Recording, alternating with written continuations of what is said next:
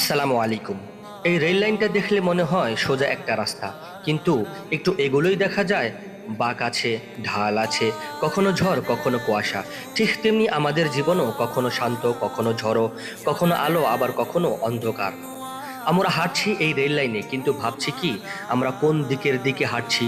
দুনিয়ার স্টেশনের দিকে নাকি আখিরাতের ঠিকানার দিকে? সময় কেটে যাচ্ছে এই রেলগাড়ির মতো, প্রতিদিন চলে যাচ্ছে এক একটি কামরা, যেখানে লুকিয়ে আছে আমাদের হারানো সুযোগ, অপূরণীয় তওবা আর ভুলে যাওয়া নামাজ। দেখো ভাই, এই লাইন দিয়ে ট্রেন যায় নির্দিষ্ট পথে, এক মুহূর্তের দেরি মানেই ট্রেন মিস। তেমনি জীবনের এই পথে এক মুহূর্তের গাফলতিও হারিয়ে দিতে পারে পুরো আখিরাত।